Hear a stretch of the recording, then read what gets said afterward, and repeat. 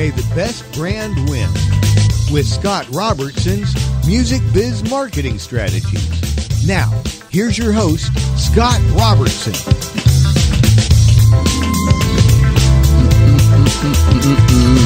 Happy Friday, everybody. You are tuned wisely to May the Best Brand Win on Intertalk Radio, the undisputed leader in music biz talk. And I am Scott, your host, and a man who is outstanding in his field, still waiting for the great pumpkin to arrive. And of course, with me on the air is a man who always believes in the great pumpkin, my partner in technology, making everything work at the Intertalk studios, Paul B. How's it going, Paul? Pretty good. Did you see the airing of the great pumpkin, Charlie Brown, this week? No, I missed it. I haven't seen that since I was a kid. I know, but it's still just as satisfying. Awesome, fantastic. We're going to talk a little bit about Charlie Brown later on in the show, but I watched the Great Pumpkin, Charlie Brown, and you know it's a classic. It's a classic for a reason. What can I tell you? Well, cool. Well, if you guys have a question for me out there in Radio Land, you can email me at scott@robertsoncom2ms.com, and I will answer anything right here on the show. And you can always connect with me out on social media, RobertsonCom Facebook page or Twitter @RobertsonCom. Reach out. Connect that way. You'll be entertained. Hopefully I can give you some tips.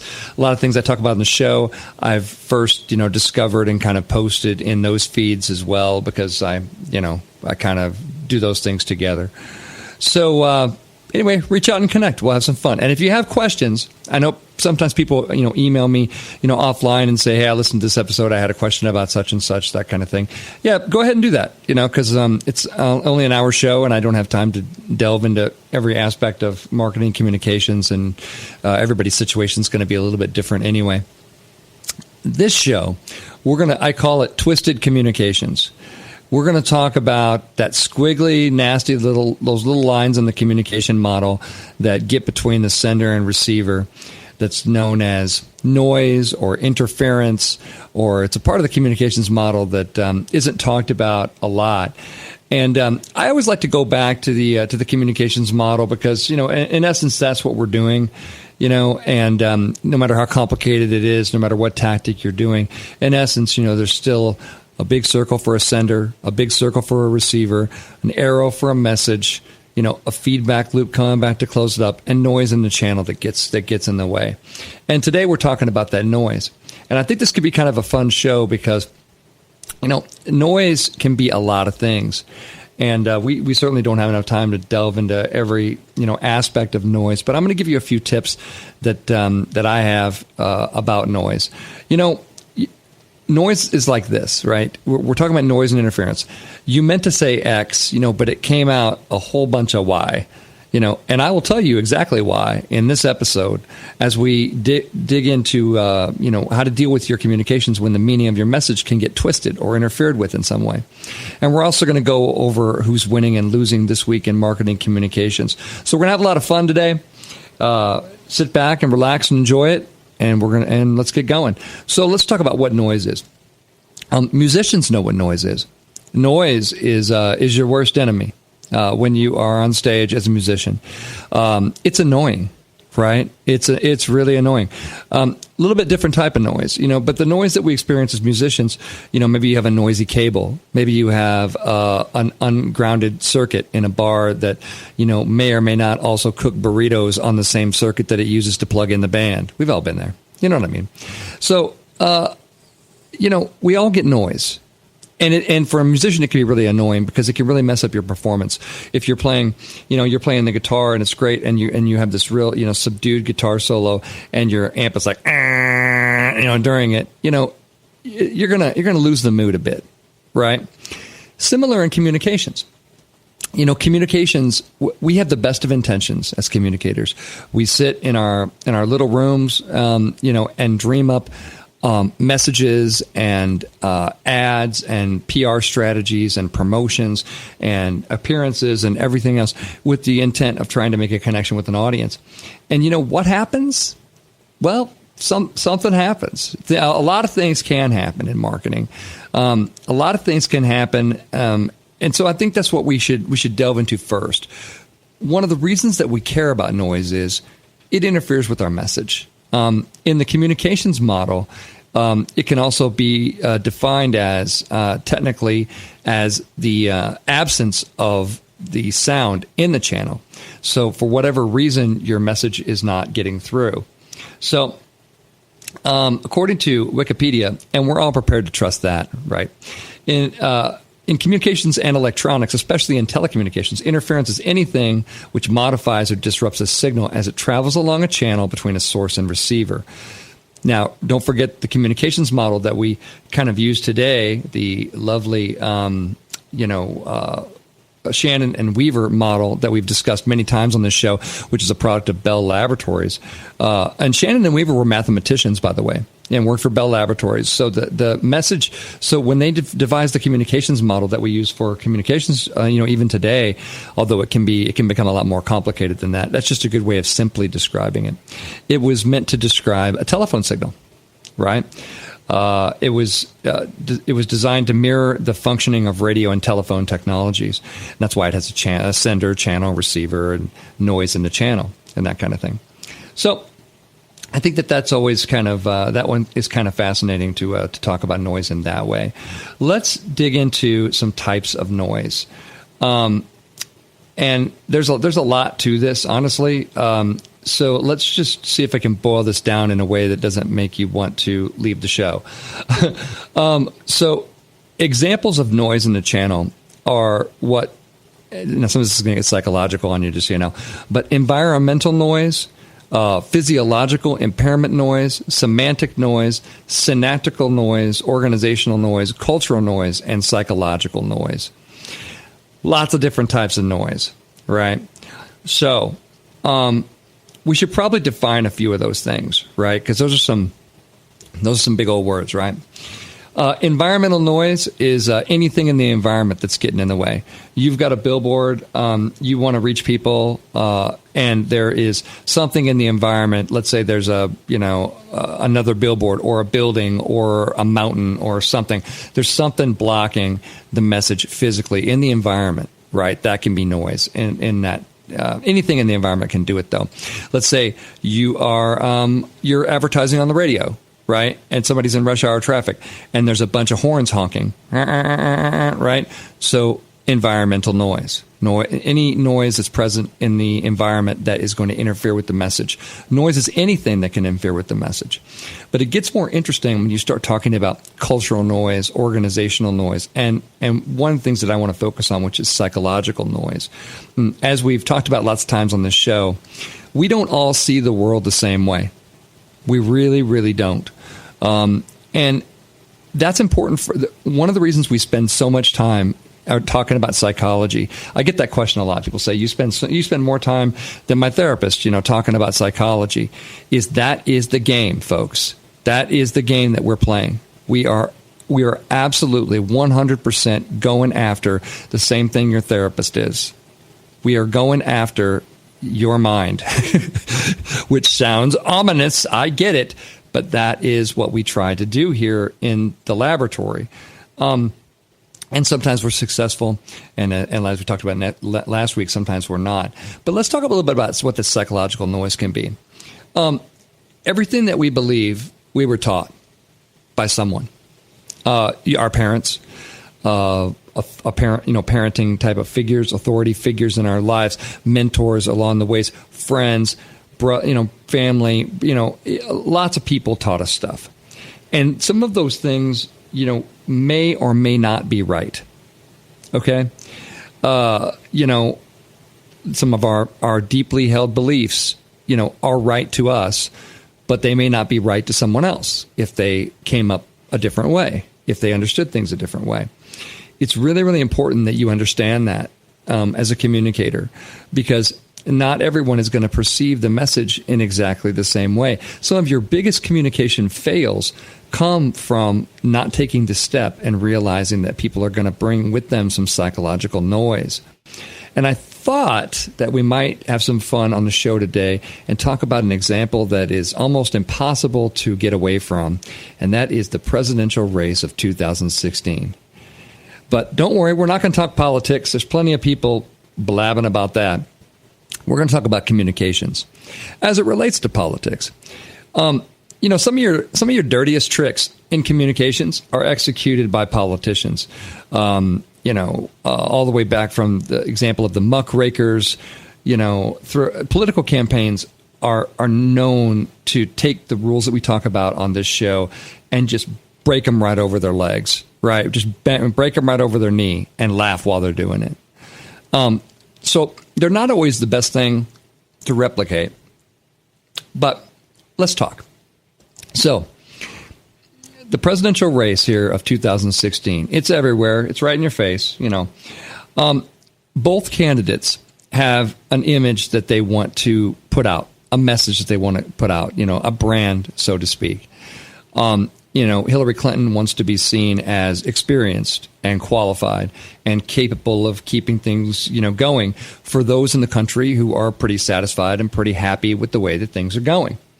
Trump, obviously not the incumbent and not connected to the incumbent's party, is a true outsider, and so he leans on that, who basically says, leans into it. It says, I have real world experience, not, government experience. And lots of other things like that, along those lines for those who are extremely dissatisfied with the country's direction, right? So when they start their campaigns, they're basically, saying, okay, we're going for those who are dissatisfied. And, Clinton says, we're going for those who are satisfied and think it can be even better. Now, for both of these candidates, it's gone wrong. It's really gone wrong. I mean, we've discussed it several times on this show. Well, some things have gone right, and some things have gone really, really wrong.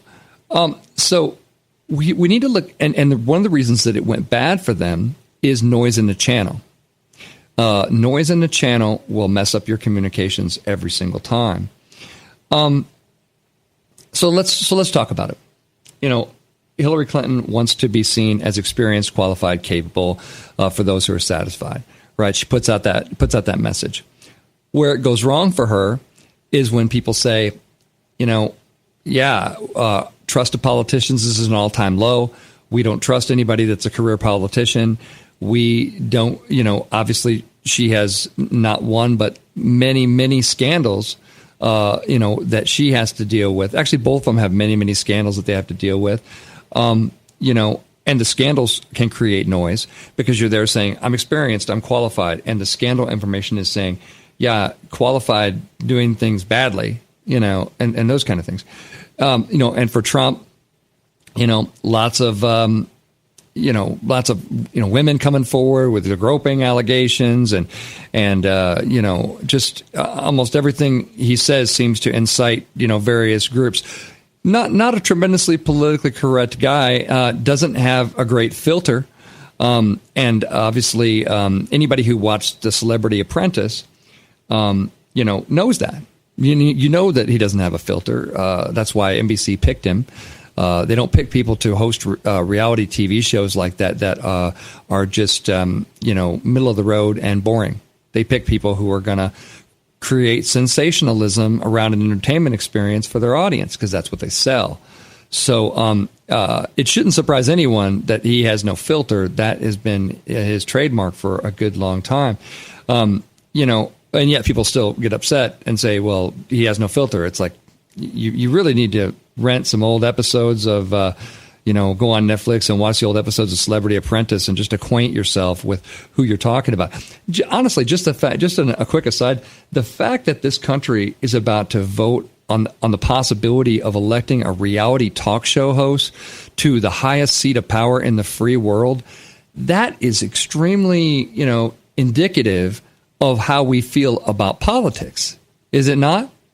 I mean, if we trusted politicians, we probably wouldn't be looking for somebody who's so incredibly far outside of this realm, and then sort of expecting him to behave like somebody inside the realm. That's not going to happen. Again, So, both of these candidates out there they have their key messages. If you watch the debate on Monday night, I believe it was, or was it Tuesday night?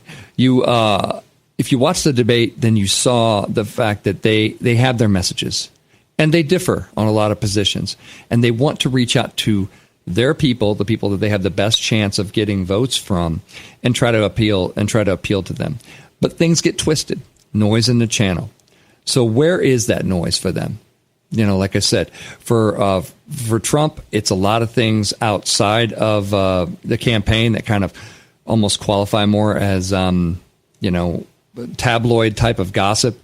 For Clinton, it's a lot of leaked emails and also kind of tabloid type of stuff, and WikiLeaks type of things that seem to be a problem for her.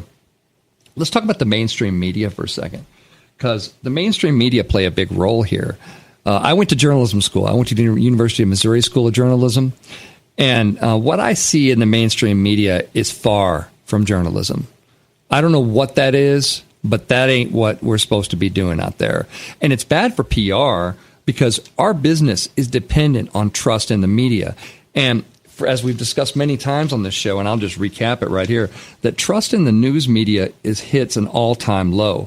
Americans' trust in mass media to report the news fully, accurately, and fairly has reached its lowest point in the history of Gallup polling, with 32% saying they have a great deal or fair amount of trust in the media. Now, that's fallen in double digits this year, right? That's a big deal. That is a big sociological deal that's going on right there. And for communicators out there, that puts you on notice too, saying that all the stuff that you used to do with the mainstream media and they used to believe you, well, guess what? They don't anymore. And so it's really, really important that we understand that. Noise can come from any time. Sometimes we talk about big organizational campaigns, but you ever go into a meeting, like a big meeting, you're going to do a presentation or something, and you have a simple message, and that thing can get derailed by people's questions, by people's lack of understanding, by all kinds of things. I always thought that, the movie Big with Tom Hanks, where he goes in there and basically Tom Hanks is playing like an 11-year-old kid that is in the body of Tom Hanks's, and he goes into a business meeting, and this guy's trying to give a sales report. And then he just raises his hand and says, what's fun about that? Why is that stuff fun? Things can get messed up, for noise. Come on back. We're going to talk about who's winning and losing this week in marketing communications here on May the Best Brand Win on Intertalk Radio, the undisputed leader in music biz talk. We'll see you in a few.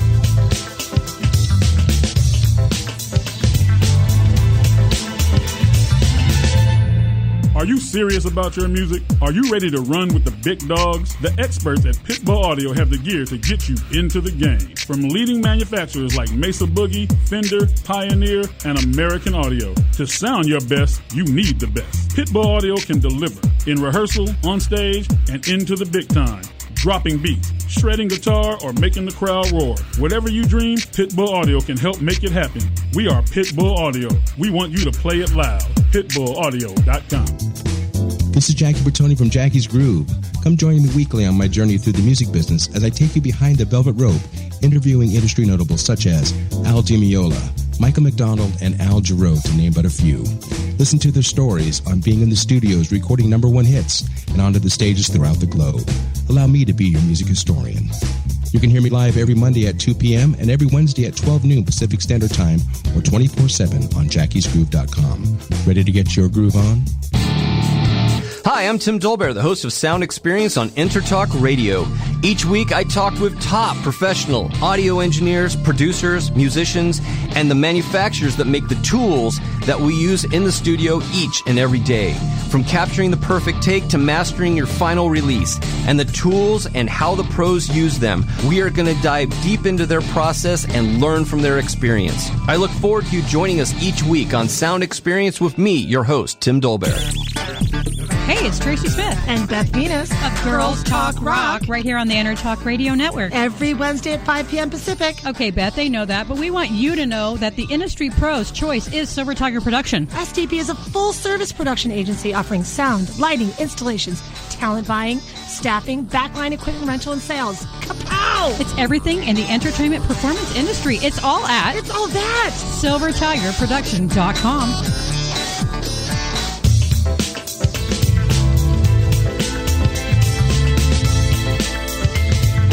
May the best brand win with Scott Robertson's Music Biz Marketing Strategies. Now, here's your host, Scott Robertson.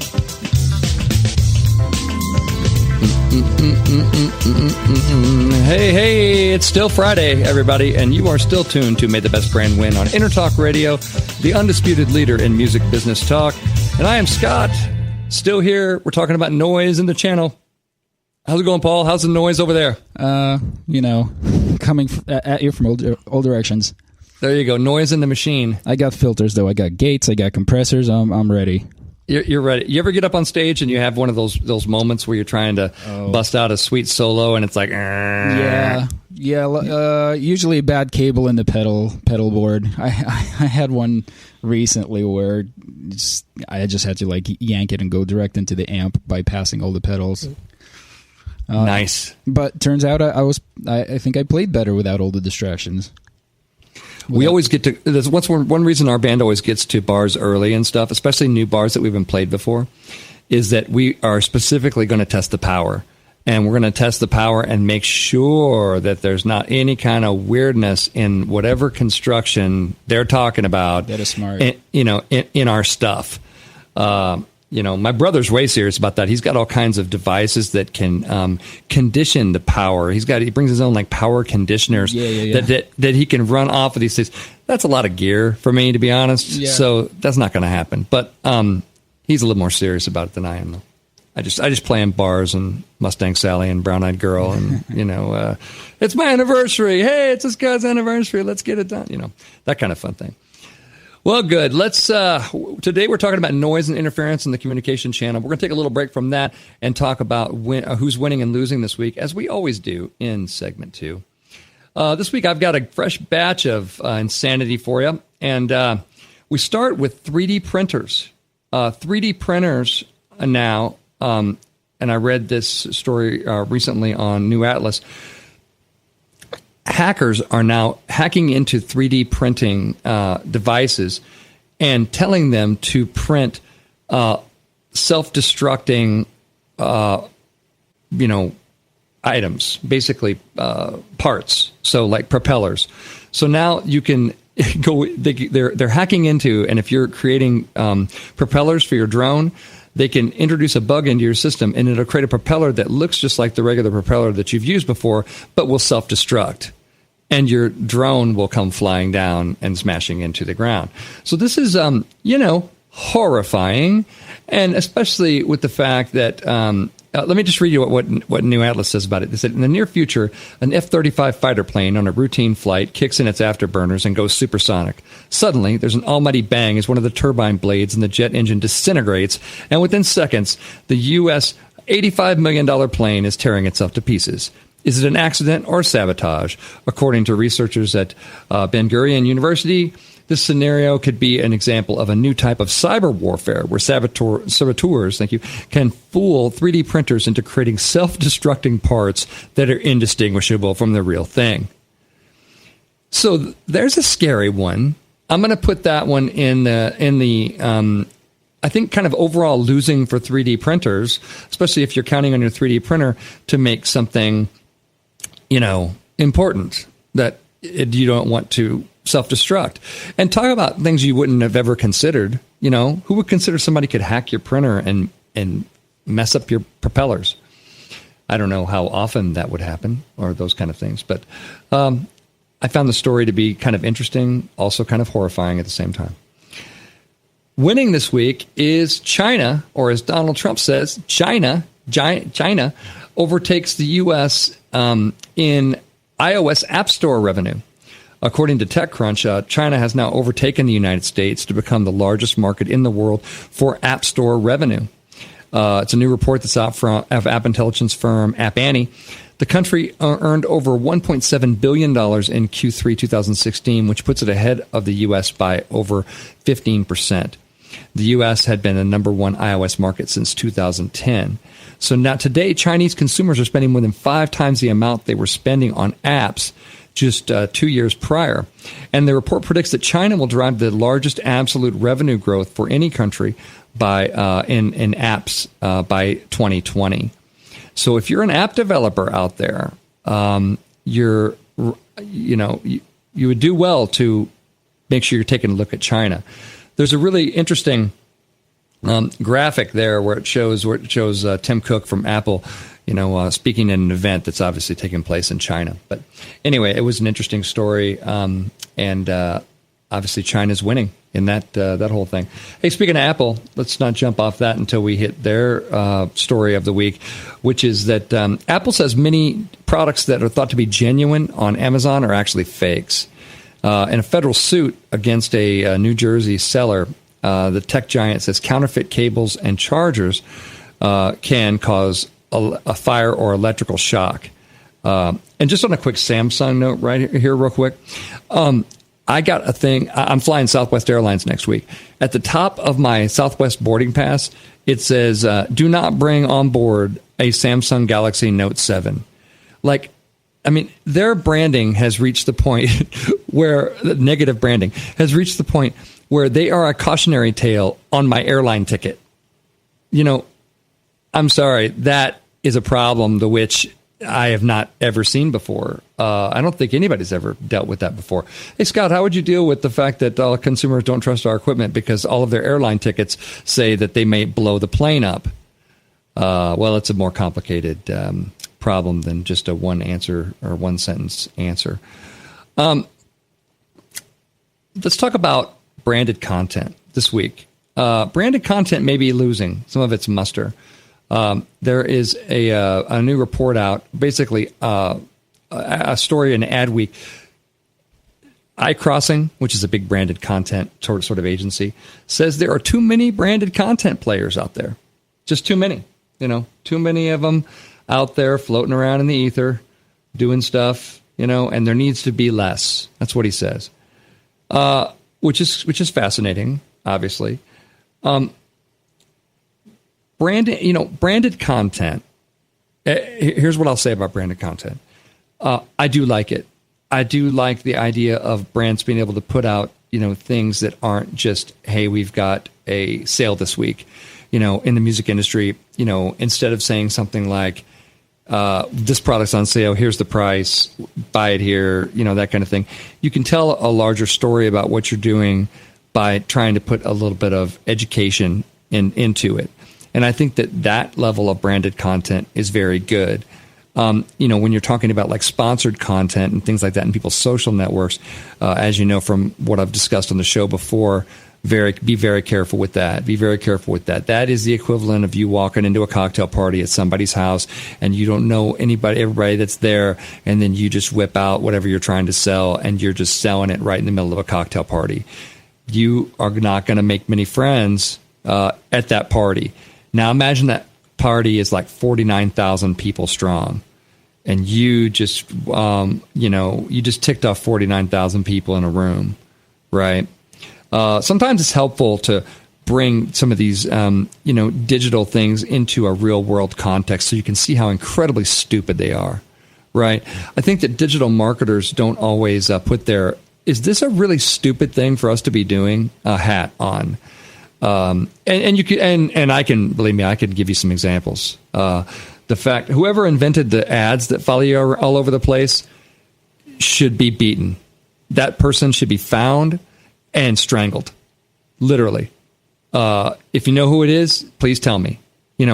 That is all bad news. Don't ever let that be a part of your marketing strategy. Don't ever let some, whoever in your marketing department come up and go, well, we've raised sales over 60% by simply having the ads follow everybody. Because then you're going to have somebody like me who understands communication go, and we have also pissed off 90% of our customers who used to follow our brand because we are creepy.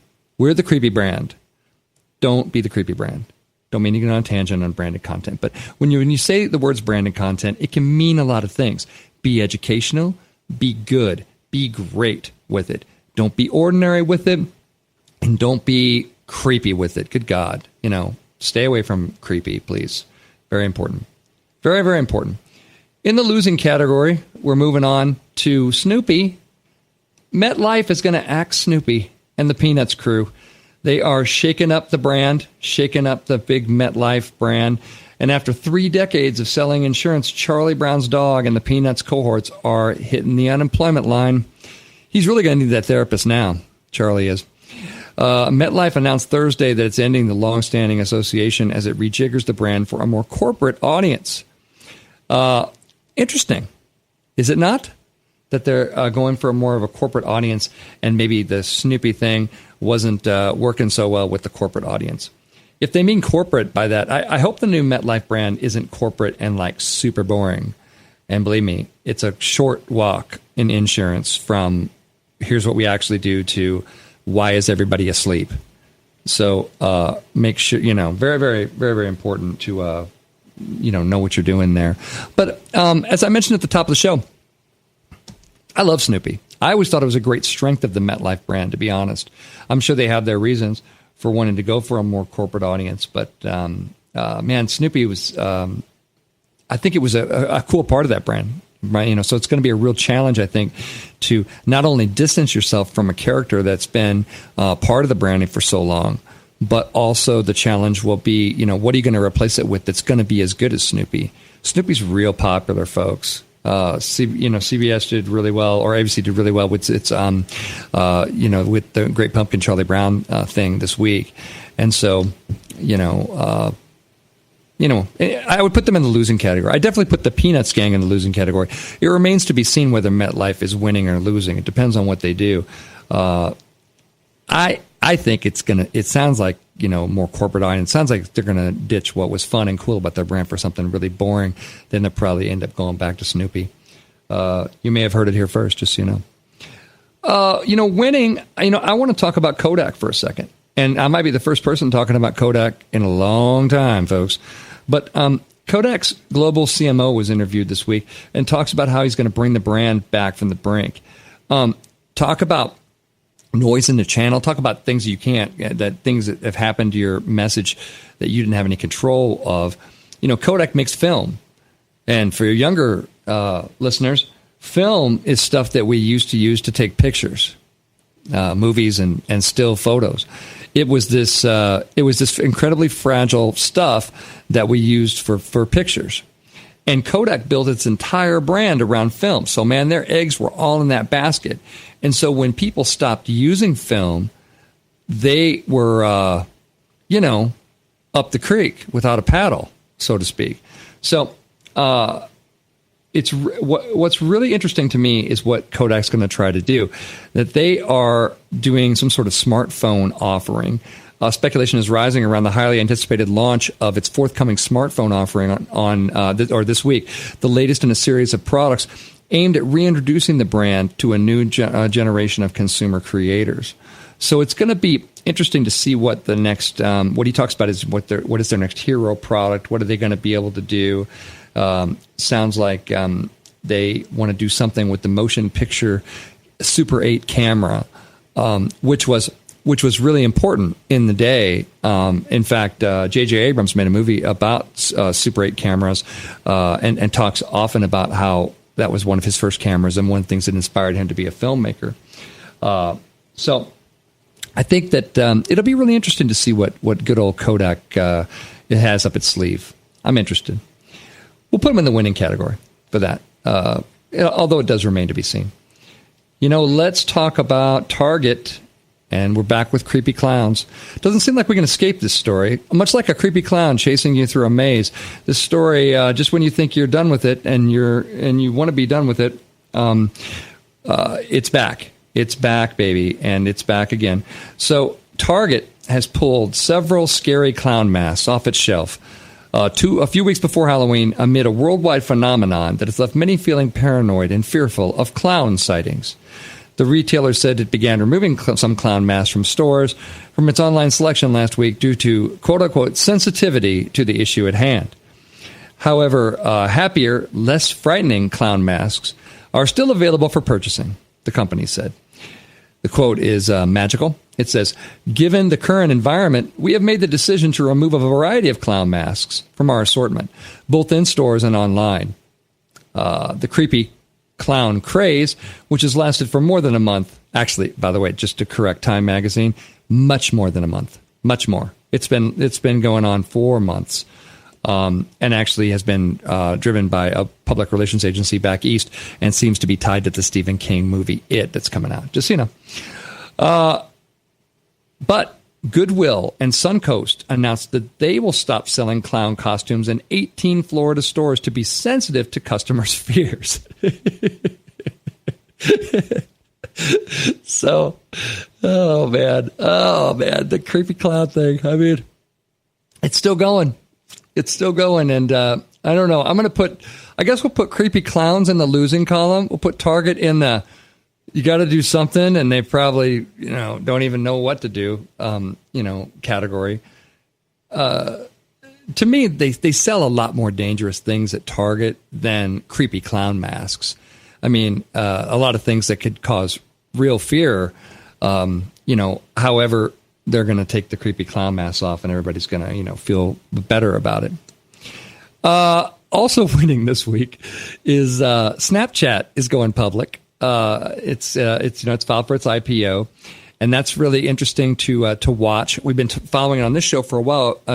You fans of the social media out there are watching it grow. Watching it grow. And somebody asked me this week. They said, "Why do they have that goofy little ghost as their logo?" A fine question. It comes from the fact that when Snapchat launched, it was self-destructive content. It was content that was not going to be around forever, right? And so you would send a snap to somebody, and like 10 seconds later, it would disappear, right? So you can kind of see the use for that. And so the ghost was, the ghost of your content, I guess. They should do a creepy clown, right? A creepy clown icon. Now you've got the best of both worlds flying in there. They better not steal that, by the way. Snapchat, if you're listening and you take the clown, you need to call me. Seriously. Also winning this week, VC firms have raised a record $32 billion, which I thought was something that we should all pay attention to. That's a record amount of money that they have raised and will funnel into our startups. I like to work with startup companies, and it's good to see that there is a healthy market out there for the folks that have great ideas. And the last thing that I want to talk about in this segment was Liberty Mutual. Yikes. I'll tell you. Oh, you know what? We're going to have to talk about Liberty Mutual later, because that's the end of the segment.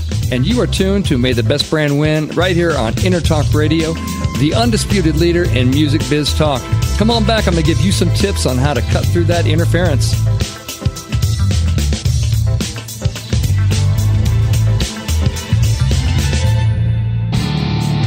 Hi, I'm Tim Dolbear, the host of Sound Experience on Intertalk Radio.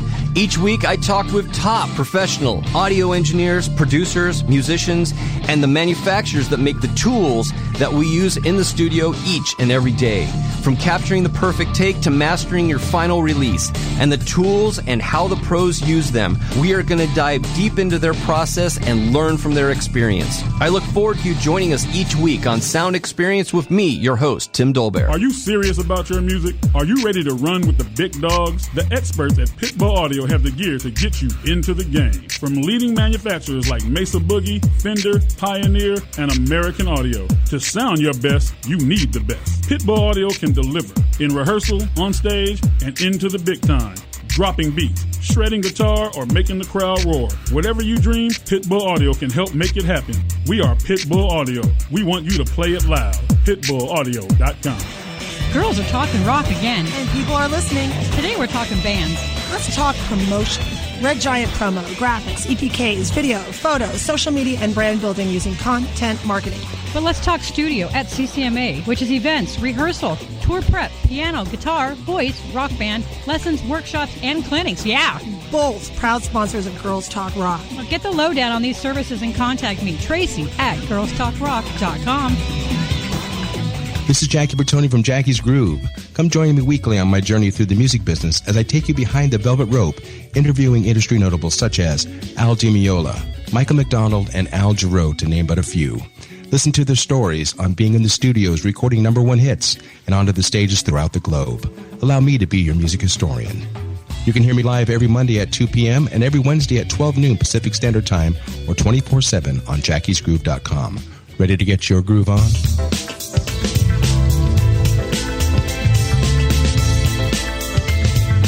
May the best brand win with Scott Robertson's Music Biz Marketing Strategies. Now, here's your host, Scott Robertson.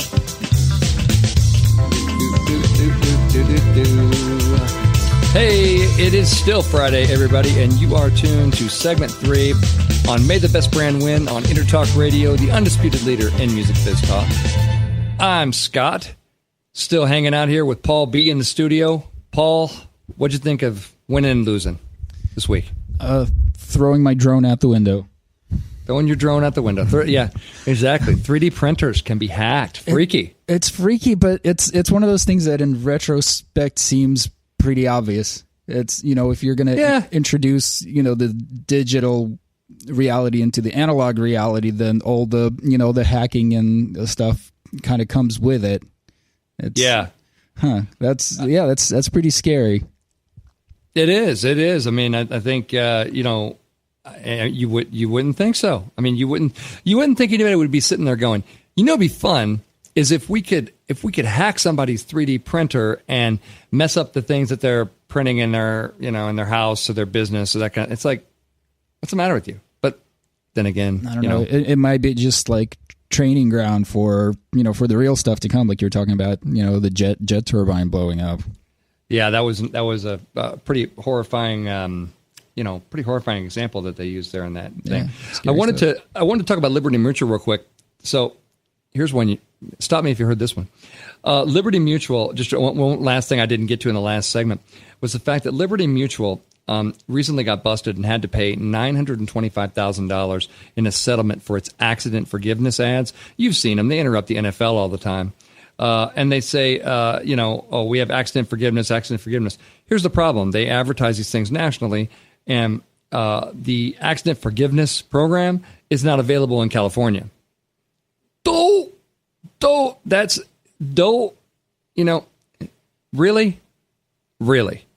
Really. These are the kind of things that need to come up in the conference room more often, right? Questions. We talk a lot on this show about asking questions before we do things. In this case, I would deem this the $925,000 question for Liberty Mutual, which is, hey, has anybody checked to make sure that the accident forgiveness program we're advertising in the state of California is available in, wait for it, California? That's what I'm talking about, people. It's not, it's not brilliant thought. It's having a thought that will separate you out there, because that is some dumb stuff going on right there. And it happens all the time.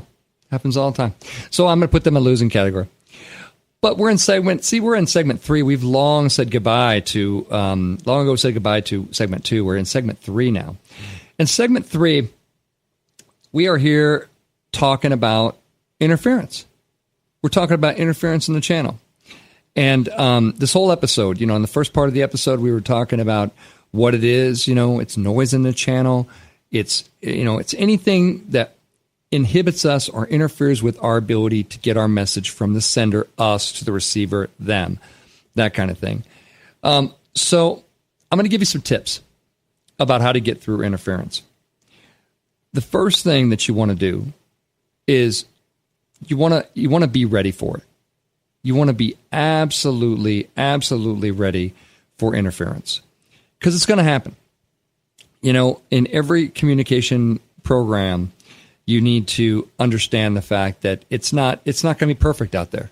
You're going to try to say it one way, and it's going to get interpreted another way. One of the first ways we know about that in public relations is when we are dealing with the media. Obviously the media are sort of a channel to help us, a trusted channel to help us get to the actual audience we want to reach. So if we're speaking to the media about something and they're not getting it, and they're not getting the fact that there's something wrong there, or they're taking it a different way. I had this I may have told this story. I had this client that did a Kickstarter a campaign, and she launched a line of activewear for ladies called Gutsy Wear.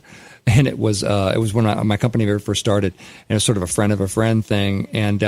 And all good intentions. She basically said, I wanted to, create a brand and a symbol and this cool activewear and cool clothing that folks could wear out and sort of identify each other as being, in the community, or sort of, hey, I'm single too, that kind of thing, and sort of build a brand around this clothing. But good intentions, great intentions. Launched it on Kickstarter, put it out there, and it really became a laughingstock overnight. In fact, it's one of the few times that any of my communications was able to penetrate Saturday Night Live, because Saturday Night Live, Seth Meyers made a joke about it and called it desperate wear or something, and and it was a funny joke, I have to say, but it's the first time anything I've been involved with, made so many late night monologues. And then we had I had a BBC reporter call me, not a serious BBC reporter, but like more of a, almost like I work for the Daily Show version of BBC kind of thing. And she was like, well, I would like to wear the clothes around London and to see how many desperate men I can attract, that kind of thing. And so we politely declined that request. And NPR did an entire 30-minute segment on, worst Kickstarter ideas ever. And like this was included in it. So, so you have great intentions. You have a great idea, a great, great way to push it out there. But the market may take it in a different way. And you have to be ready for that. Be ready, be ready, be ready. Number 2, have a contingency plan for how you're going to deal with it when things do go wrong. It's always good and never a bad thing at all to really think through your contingencies. For example, using the Kickstarter example that I used earlier, did we have a plan for how that was going to go? Sort of, but it could have been better if we would have known that it was going to be taken in that way. Then we could have even leaned into it with the message a little bit. We could have had a little more fun with it. We could have, brought some of those people on, and helped the company be more successful. I mean, if the market is going to define it in a certain way, why would you define it, any other way? Those kind of things. You find that you see companies that say, well, people want to call our product, X, but really we think it's more serious, if we call it Y. It's like, don't do that. There's an expression that's called pushing against the ocean, right? And have you ever pushed against the ocean? It's not going to work. It's not going to work out for you because the ocean pushes back and it pushes around you, through you, all around, around you, that kind of thing. Great example for communications. If the ocean is going a certain way, if it's flowing into shore, what you want to do is you want to turn around and you want to go in that direction with it, right? Because otherwise you're going to spend all your time trying to convince people of something, and it's never going to work out. And you're going to it's going to cost you way more time and energy to do that so that's why the listening part of marketing is so important. If you're not listening, you don't know which way the ocean's going. And you don't know which way that you're supposed to be pushing or pulling or floating or whatever. So make sure you're not pushing against the ocean. And make sure you have a contingency plan for how interference in the channel could mess with you out there. And it will be there. Like I said, it will be there. It will mess with you. There is no doubt about it that it will be there for you. Number 3, be consistent with your message in every touch point for your brand.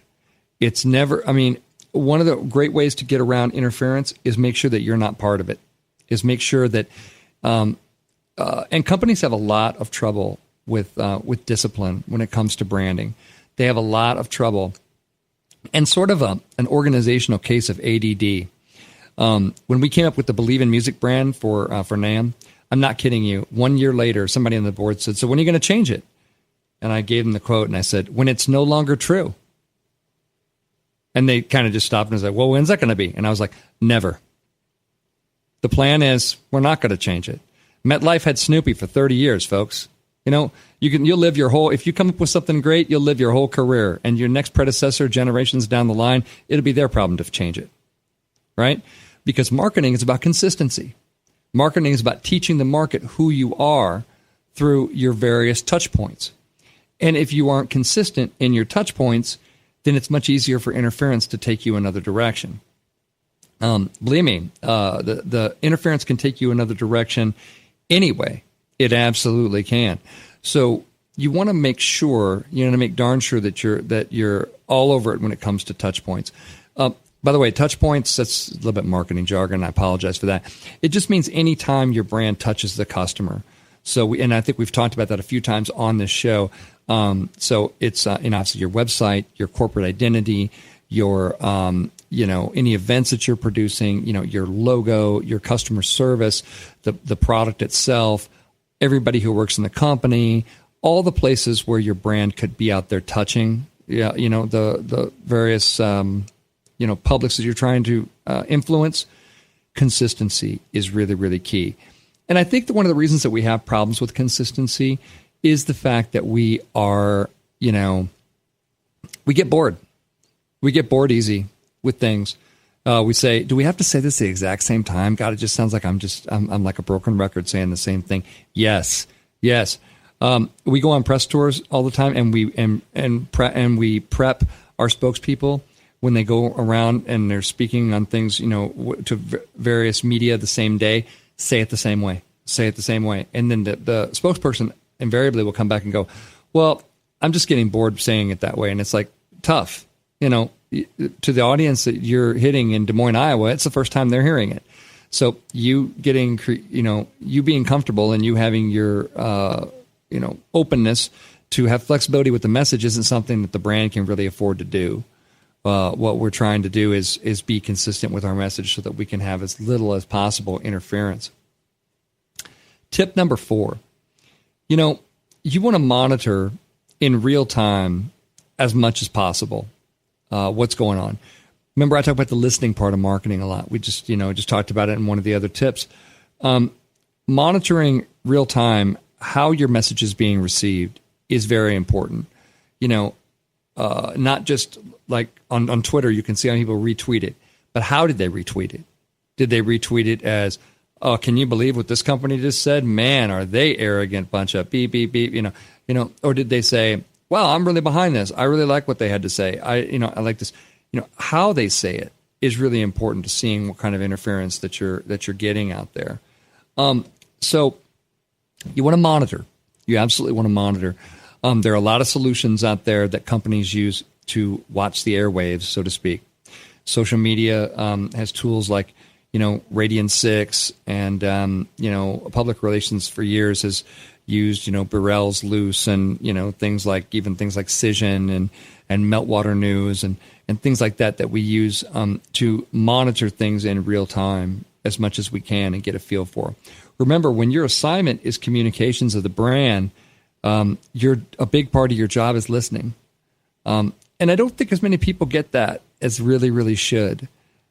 Just because you're the communications person doesn't mean that you got to be jabbering all the time. In fact, it can be a lot more useful to you if you are listening to the market, because that's how we become smart.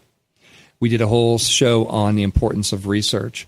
But, as it relates to interference, when you look at that communications model, when you see that sender and that receiver, and you've got that arrow that's going there, and you've got those, and you've got that interference, that feedback that's coming back, can let you know that, oh man, we're really, it's really not coming back to us the way that we thought it would. So maybe there's some interference that we need to look at. What is the interference? Oh, here it is. Well, it looks like, in the case I mentioned at the top of the show, Clinton and Trump in the presidential race, I see. Well, for some reason, CNN got a hold of it and they did a completely different story. And by the way, CNN should be ashamed of themselves. Their journalism is the worst garbage I've ever seen in my entire life. And I have friends that work at CNS, and you guys should look for other jobs, because that place is that they've made such poor choices with their journalistic choices in this election time frame, it is nauseating to look at that and think that that is any semblance of actual journalism. Got to say that. I mean, I got to say, I went to journalism school. I get to comment on the fact that our news media, is doing the things that they're doing. They should be ashamed of themselves doing the stuff they're doing. They're not doing the job as the job was laid out for us to be doing. So, but again, getting back to my tip number 4 in terms of monitoring, you want to monitor that stuff as much as you possibly can. And my last tip is really just talking about how communications is really not a rocket launch. It's a merry-go-round. So if interference comes in the channel and messes you up, and it could, you're getting feedback back and you're going, that's not working out right. They, our new drones, some reason they're crashing a lot more often, and maybe our 3D propellers are getting, 3D printed propellers are getting hacked, when they're getting printed or something, but it is not a rocket launch or a drone launch for that matter. It is a merry-go-round. It is a carousel. And what you want to do, and this is important to know too, because a lot of people think of the sales funnel as like, where you see like a funnel and you got people at the top and it goes down and down and down and down, and it comes out at the end and it's sales, right? That doesn't exist like that in 2016. It's really much more of like think of it as like a merry-go-round. What you want it to be is a merry-go-round, because consumers want to hang on to their brands, right? With Apple, you're on the merry-go-round, right? You know that in September they're going to launch a new phone. You know you're going to be able to get it in October. They've taught you, like a salivating Pavlov's dog looking for a piece of meat. You're right in there. And this whole thing should be treated that way. You want to keep those people on that carousel. You want to think about it as, okay, if interference messed with us this time, what are we going to do next time? Well, what are we going to be able to do next time? How are we going to be able to tweak this in the marketplace? There's always that little bit of a laboratory thing that we're doing. There's lots of noise out there, and things can really get twisted pretty quickly. So relax, breathe, use your skills, and manage that situation to the very best of your ability. Again, play the long tail game here. And, be in this marketing and communications thing for strong, long-term relationships. And don't let a little noise in your channel mess up what could be the best performance of a lifetime for your fans out there. That's it for me, marketing fans. Until next week, this is Scott signing off for May the Best Brand Win on Intertalk Radio, the undisputed leader in music biz talk. Talk to you soon.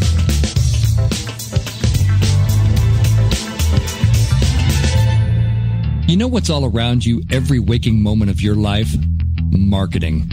You're choking on it.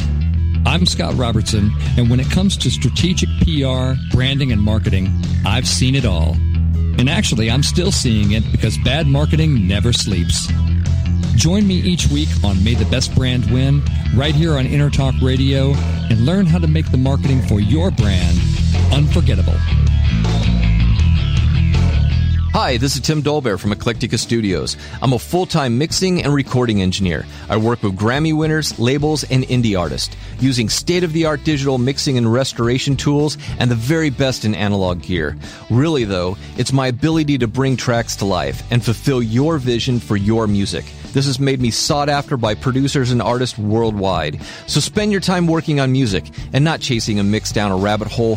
Go to timdolbear.com and check out our free one-song mix offer. Are you serious about your music? Are you ready to run with the big dogs? The experts at Pitbull Audio have the gear to get you into the game. From leading manufacturers like Mesa Boogie, Fender, Pioneer, and American Audio. To sound your best, you need the best. Pitbull Audio can deliver in rehearsal, on stage, and into the big time.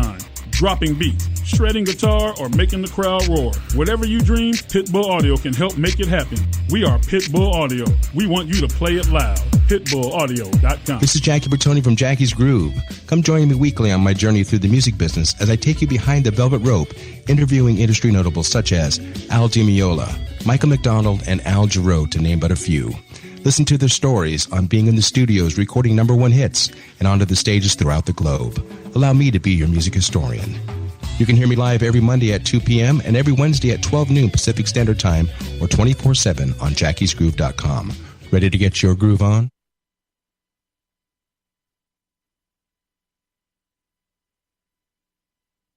Talk to me.